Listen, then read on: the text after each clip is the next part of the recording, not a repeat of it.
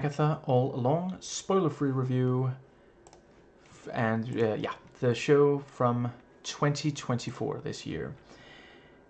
So yes, to start with, I do want to note I will be spoiling not the show itself, but at least a bunch of the MCU leading up to it, certainly WandaVision, in this video. If you would like to see my,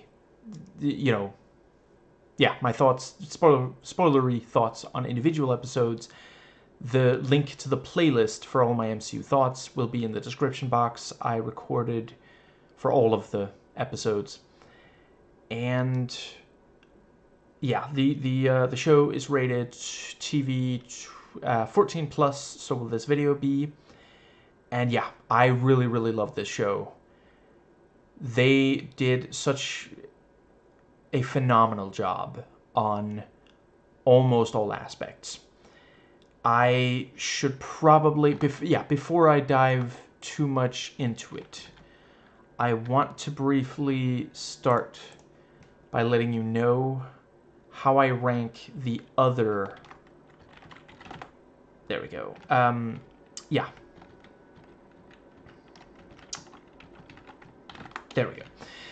So, yeah, all of the Disney Plus MCU shows, so it's not going to have any other Marvel show, and certainly not any other movies. Ranking worst to best, and I'm not including this show until, at the end of the review itself, I will let you know, yeah, for all of them, including this one. But, yeah, the other ones, worst to best, the overall show/season, Loki Season 1, What If Season 1, Secret Invasion, What If Season 2, Hawkeye, The Falcon and the Winter Soldier, Loki Season 2, Moon Knight, Ms. Marvel, Echo, and WandaVision. And the finale for, let's see, yeah, for the ones that have ended their run, Secret Invasion, Hawkeye, The Falcon and the Winter Soldier, Echo, Loki Season 2, Moon Knight, Ms. Marvel, and WandaVision. And pilot, What If, Loki, Echo, Hawkeye, Secret Invasion, The Falcon and the Winter Soldier, Moon Knight, Ms. Marvel, and WandaVision.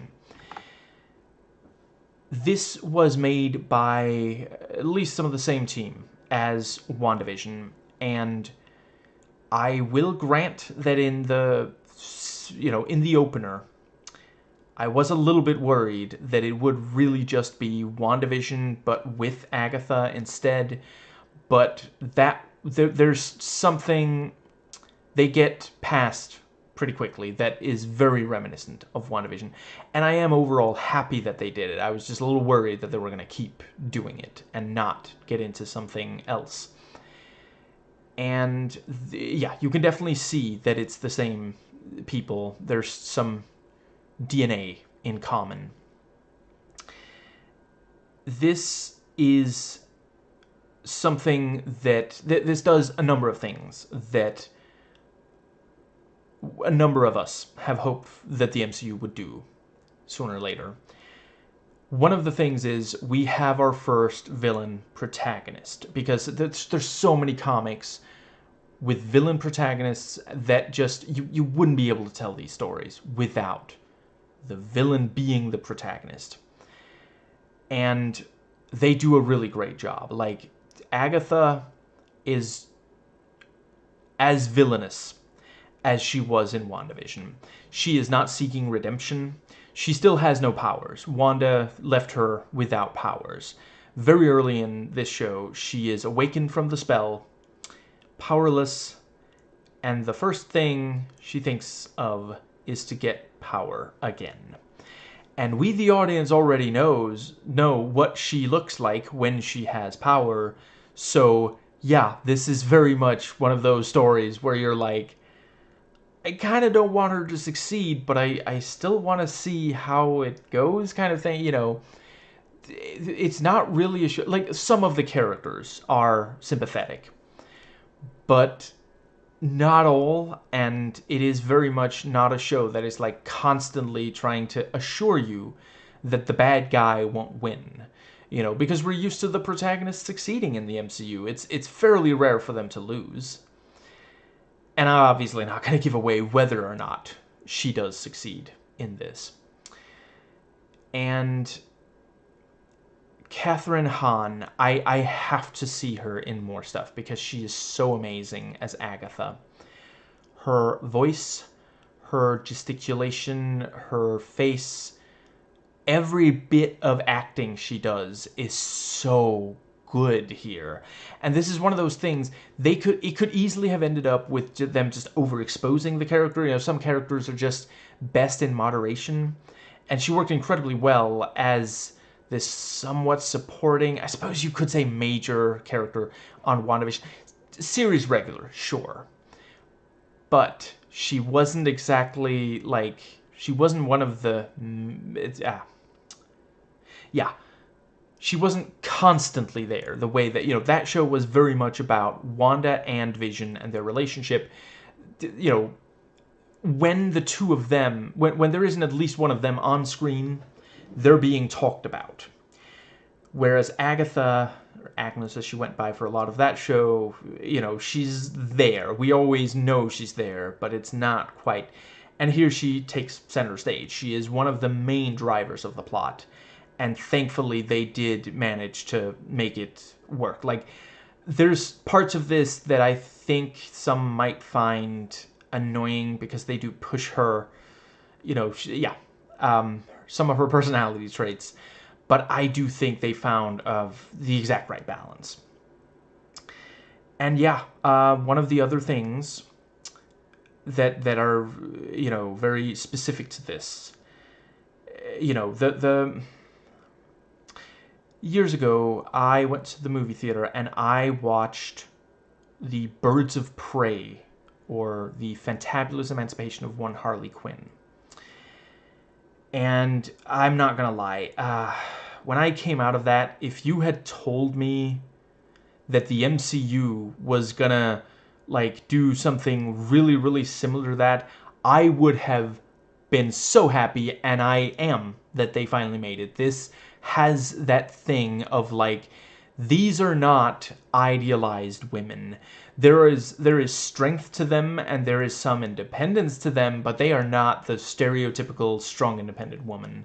You know, we've gotten to a point where it's just, there is a lot of agreement among feminists that it's about community. It's not about this, you know, glass ceiling BS of like, oh, we gotta find the exact right woman and then uplift her, because that's just doing patriarchy but just swapping genders. You know, that's not actually going to help that many people. You know, it's the whole girl boss thing. You know, there's a lot of criticism of that today, rightly so. And yeah, this one is about community. It's you know, it's literally about a coven. And they're taking this character, Agatha, who we found out was very much used to being on her own. She does not work well with others. And they don't forget that here. You know, there's a lot of conflict between her and the coven. But they need each other, you know.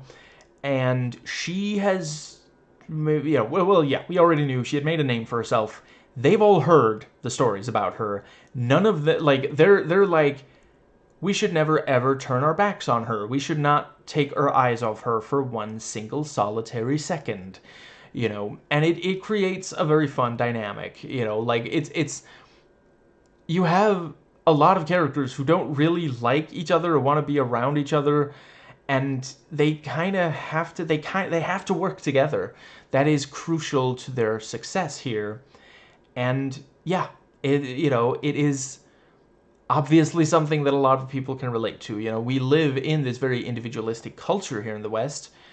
You know, I'm not personally American, but I do understand it's especially intense in America. I'm Danish, and we do take, you know, a lot too much inspiration from American culture. And yeah, this is kind of going in and saying, you know, where's it getting us? You know, none of these, because these are all witches that, you know, are used to being on their own, and it's not really working out for them. You know, they've been on their own for a while now. It's not getting them results. They don't like the idea of teaming up, but they kind of gotta, and, you know, who knows, maybe it'll turn out well, maybe it won't. This is a dark show. Not everything works out. And yeah, like they are messy women who don't always do the right thing, and some of them might do the right thing but for the wrong reason and reluctantly. And yeah, it's really refreshing, you know, that this is a progressive channel. We support women's rights and women's wrongs. We need more complex female characters. You know, it's one of those. It's funny when misogynists talk about, you know, media, if the male protagonist is like doing awful things and a terrible role model and such, he gets, you know, he's complex. But if a woman, if a female protagonist does it, she's unlikable, you know, just, yeah, it's ridiculous. We gotta normalize calling female protagonists complex. And once there's enough of them, like, eventually these misogynists are either gonna have to just accept that women get to be complex and flawed as well, or they're gonna have very little media, new media at least, that they can take in, and they can sit there and sulk with, you know, old media while the rest of us are moving on, or they can, you know, actually take some steps into the 21st century. Now, I think that pretty well covers that. So I am not going to get into detail about every single character, but yeah, the main characters, the regulars, are witches who, for one reason or another, seek the witch's road, which the legend says, if you finish the witch's road, you get one wish granted. Anything that you ask for. And each of them has one wish, you know. I'm not sure I want to give too much away, but several of the wishes are related to their witch identity, you know. And that's another thing.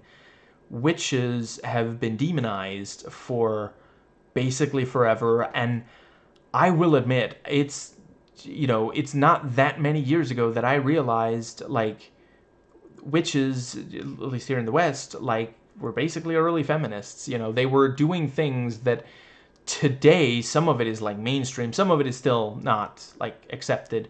And I'm not saying they never made mistakes, obviously. Every community will eventually make some mistake. But they weren't trying to do evil. You know, it was that was what patriarchal conservative Christianity was, you know, yeah, propaganda. That's what comes out when they open their mouths. And yeah, I really appreciate this, like, both saying, you know, actually witches are, you know, human beings. They're not, you know, these awful monsters that we've been told. And also, like, not saying, you know, oh, but no, they're saints. You know, no, you know, yeah, some of these witches are not good people. And, you know, some of them are, you know. And it does also bring up a lot of the stereotypes, a lot of witch culture. And, you know, sometimes it points out how some of it has been commodified, which is, of course, you know, that works really well as like, in a lot of the way this show, you know, when they're talking about witches, you can kind of just imagine they're actually talking about all women, you know. So they've been demonized by patriarchy. They are thought of as inherently evil and, you know, seductive, manipulative, these various things. There's a lot of propaganda that claims they do things that actually tends to be done to them rather than by them against anyone else. You know, things like that. And yeah, you know, it really does explore witch culture with a lot of respect. Like, I'm not the biggest expert. I did pick out one thing that I know is not like a traditional witch thing, but they included it because it's a very popular, you know, thing. But a lot of it does seem to be very heavily based on research. And yeah, I really love that, like, most of the regulars are women. And, it's not a huge surprise at this point in the MCU that, some of them, not all of them are white. Wonderful. Diversity is our strength, not a weakness. But I really appreciate not all of them are super young either. Some are like middle-aged and the like. There are some young ones, but yeah, I quite appreciate that. Again, somewhat like Birds of Prey, this thing of just, again, we gotta normalize this. We gotta stop acting like once a woman reaches a certain age, she doesn't matter or doesn't exist or shouldn't be visible. A lot of the best things have been done by people supposedly past their prime, including women, and yeah, it's again this weird thing where, like, oh, if she's an amazing actress, like, I haven't met very many people who didn't respect Helen Mirren, for example, but if she's not like a truly amazing actress, if she's just really, really good, then once she reaches a certain age, like 35 or so, after that point, just, yeah, they get offered a lot less roles, and there's a lot less attention paid to them. And yeah, I think some of the best characters in both this and Birds of Prey are the ones who are, a little, up in years. I think that might just about cover that aspect. So yeah, there's some very fun interpersonal character dynamics. We meet a character, a teen boy, referred to by multiple characters as teen for a reason that I don't think I want to give away. And he is kind of fanboying over Agatha. He's like, are you really the Agatha Harkness? And they have this fun, like, buddy, yeah. Buddy comedy, dynamic. And, she's very much this, like, really doesn't want to have to be a mentor, but, okay, fine, you can come along if you insist. And he's, like, a puppy dog just following her around and hanging on to her every word kind of thing. And yeah, some of the other witches, they all have, like, their quirks and their problems. And yeah, they don't necessarily trust each other. They especially don't trust her, but they're handling it in slightly different ways, and I think that might just about... Yeah.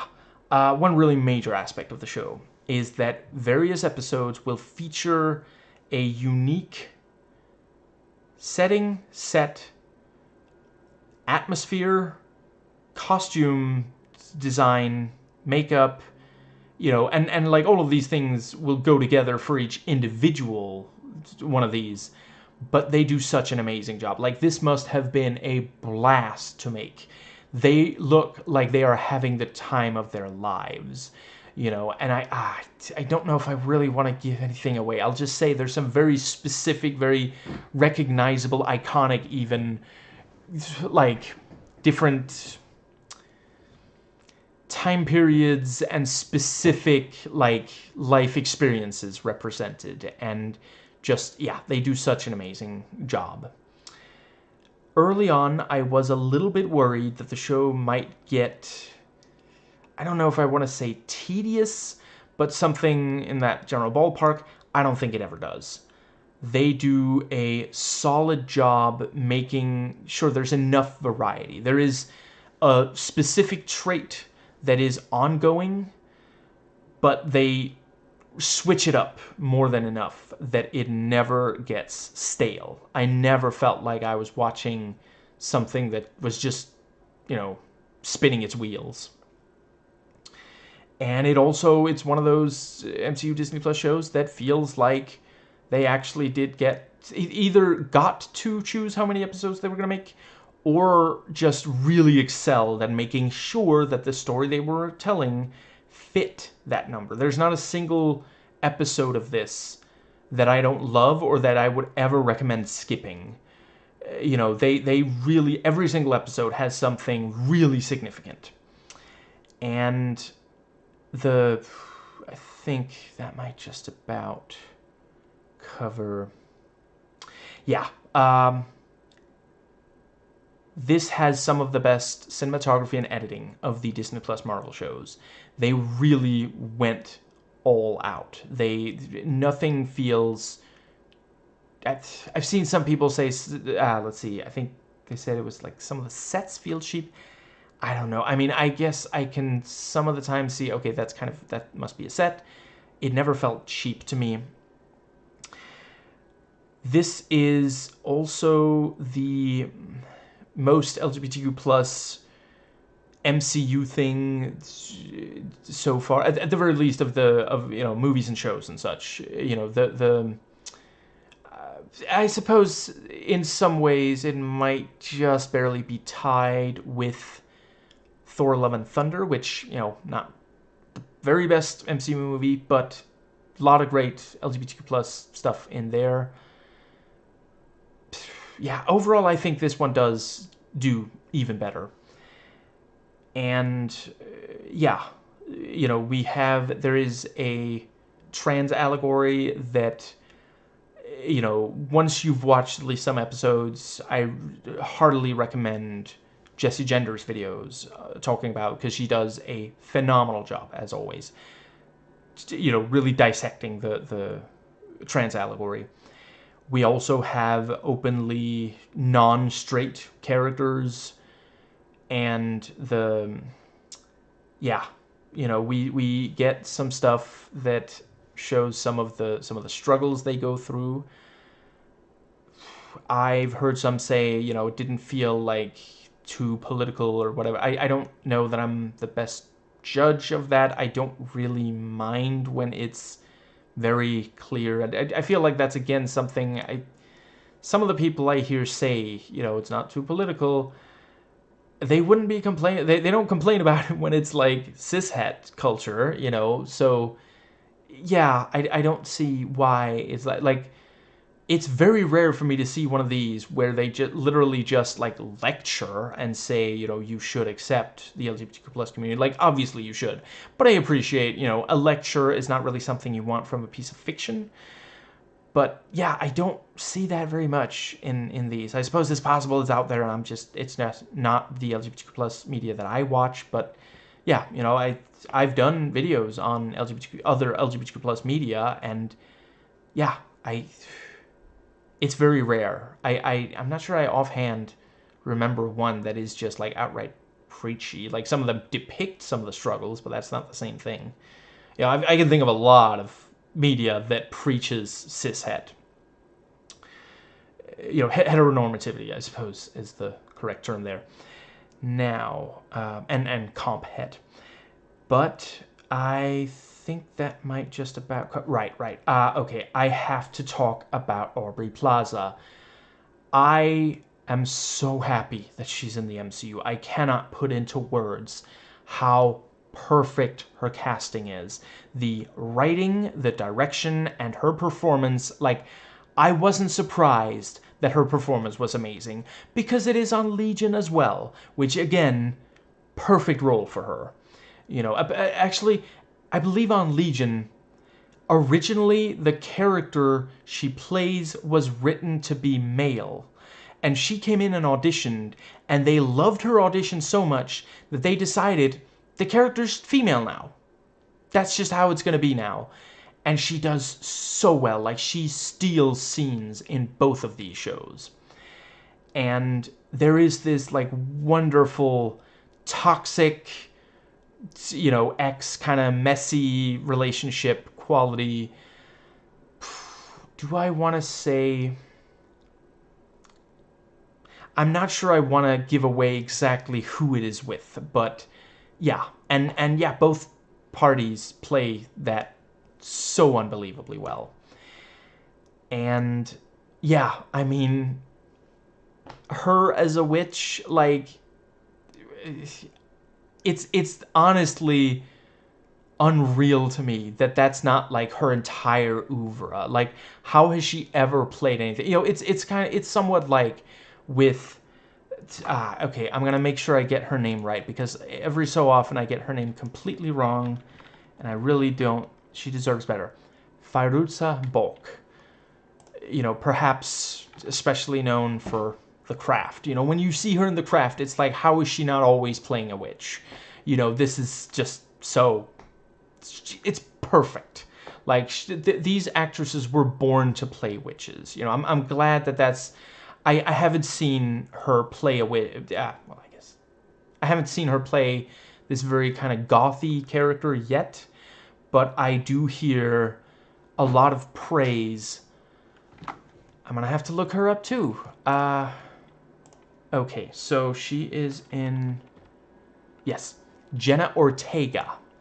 You know, have I really only... Yeah, I guess the only thing I've seen her in so far are, you know, Scream movies. And she's so amazing there. I've seen clips of her as Wednesday. Yeah, you know, just pitch perfect. I think... I don't want them to just like get typecast either, but I do think when you're that good at something that a lot of people are not good at, you know, yeah.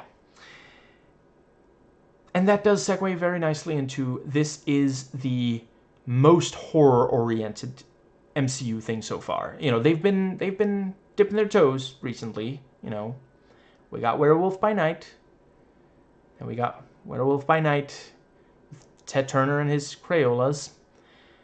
And now we have this. I hope they keep making yearly Halloween specials for the MCU on Disney Plus. Honestly, I'm loving these so far. And there's a lot of great horror material in Marvel Comics, so they're not going to run out anytime soon. But in addition to these two, you also have Moon Knight. And yeah, like they're pushing it further and further. I hesitate to necessarily say yeah, I don't know if I want to say they're getting better, because they started at such a high level already, but they're maintaining a really high level of quality, I think I want to say. But they're definitely pushing it further, and I greatly appreciate it. Like, this is, like, when I heard they were going to do more with Agatha Harkness, and it was going to be centered on Agatha Harkness, like, my first thought was going to be, are they really going to push it far enough? Because you gotta go really deep into this witch stuff and really get scary in order to do that justice. It's fine that, you know, it's not like Wanda wasn't scary. There was some very scary stuff. Right, that's another, yeah, Doctor Strange 2, obviously also some horror. They even got Sam Raimi, you know, to you know, polish his badge, come out of retirement for that. And yeah, they do a really great job pushing it. And there's different kinds of horror, which I'm not sure I was 100% expecting. You know, there's some obvious stuff. You know, obviously witchcraft is easy to make scary, but yeah, there's other sort of, you know, supernatural horror stuff in, you know, over the course of the show. And in my opinion, it all lands. Like, they really nail it every step of the way. Keeping in mind, some of these types of horror are very different from each other. You can't just direct these horror stories the same way. It would not work. You know, horror is one of the most varied genres of all of them. There's such, you know, you don't know exactly what if you just pick one at random. Which, you know, I don't know that I would say for drama movies, for example. And I do love drama as a genre as well. But yeah, they're pushing it. It's also one of the most mature. It deals with some... Do I want to give away exactly? I suppose I won't say exactly. I'll just say there's, yeah, some of the themes here are very, very complex. And just, yeah, this is not your granddad's MCU. This is not, you know, when the MCU is just flashy and colorful and fun. You know, they do still do some of the MCU jokes, but there's less in a number of the episodes here. There's, they'll go for a little while with no MCU quips, or if they do, they're like morbid and dark, and it fits, But yeah, this like did remind me a lot of one of those 90s, like really, really well known, not always popular, but well known witch stories. Got the Craft vibes, definitely giving Charmed, And I think that does cover. Right, the music is also amazing. The CG is quite good. And there is still some of the dreaded, at this point, I don't know, barely escapable villain problem, but in some ways, like certainly the villain antagonist, they really nail, but Agatha is not the only villain, and they just don't completely nail the other villains, which just, yeah. I think that might cover everything. Right. One big thing where this is very different from WandaVision, this is much, much less of a mystery. This is nowhere near as much. I think they saw the feedback to WandaVision, how some people were sadly actually upset, and my heart goes out to them. It's a very unpleasant experience to become obsessed with something, especially if it then lets you down at the end. And this does feel like they really took that to heart. I'm not sure. I'm not saying that this show would necessarily have had a ton of mystery anyway. It was very much baked into WandaVision's DNA, but here, yeah, there are some mysteries, but it's not anywhere near as much driven by that. The mysteries are around, and I was personally quite happy with how much was answered and the answers we got. Your mileage may vary. And I think that does cover everything. So, yeah. The updated list. Ranking worst to best every Disney Plus MCU show. So, overall show or season. Loki Season 1, What If Season 1, Secret Invasion, What If Season 2, Hawkeye, The Falcon and the Winter Soldier, Loki Season 2, Moon Knight, Ms. Marvel, Echo, Agatha All Along, and WandaVision. The finale for the ones that have ended their run. Secret Invasion, Hawkeye, The Falcon and the Winter Soldier, Echo, Loki Season 2, Moon Knight, Ms. Marvel, Agatha All Along, and WandaVision. And the pilot, What If, Loki, Echo, Hawkeye, Secret Invasion, The Falcon and the Winter Soldier, Moon Knight, Agatha All Along, Ms. Marvel, and WandaVision. Yeah, this has some of the best, one of the best pilots or season openers, one of the best finales. They've really gotten incredibly good. Like, they're still sometimes stumbling, but yeah, for some of these, they are really, really nailing this. Like, early on, they did sometimes really struggle to make, yeah. I do think this would work fine for a binge, and I definitely recommend rewatch. I'm definitely going to be rewatching. I recorded this after having watched it once, and right, I suppose it's possible there will be more than one season. If so, this might be slightly out of date. This is the first 9 episodes. There's one season out so far. As far as I can tell, they're not planning a second season, like with a bunch of the other shows. So far they haven't done a lot of shows with multiple seasons on Disney Plus in the MCU. Yeah, 8 Coven members traveling the Witch's Road out of 10, and yeah, I'm so happy this is part of the MCU. I really love how they've been pushing the boundaries of what the MCU can do in recent years. Disney Plus has been such a boon to them. I know not everybody agrees with me on that, but they've done some things with these Disney Plus and MCU shows that they would never have been able to do in the movies. WandaVision is perhaps the best example of. Moon Knight is also up there. There's no way to do, yeah, like WandaVision has to be a sitcom in order for it has to be this thing of a weekly episode kind of thing. Now, yeah. I'm really looking forward to what else they do. I disagree with those who say that they're starting to really struggle. As you may have noticed, I did place Echo pretty high on my ranking. So yeah, not saying the Marvels was like perfect or anything, but the reaction to it was really disproportionate. There were people who were just salivating at the thought of the MCU failing, even though this is some people's livelihood. And yeah, like, to be clear, we should definitely do what we can to make sure that Disney treats its employees better, but outright hoping that an IP fails when it's like it's trying to further progressive value, yeah, trying to help spread progressive values, communicate them without preaching,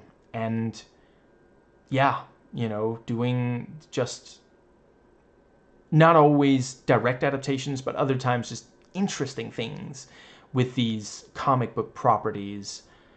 Yeah, I think it is to be encouraged. Like, if you're gonna wish, I don't think you should wish for something specific that people make a living off of to fail. But if you actually absolutely must, like, hope for something that is actually causing harm, like Michael Bay movies, for example.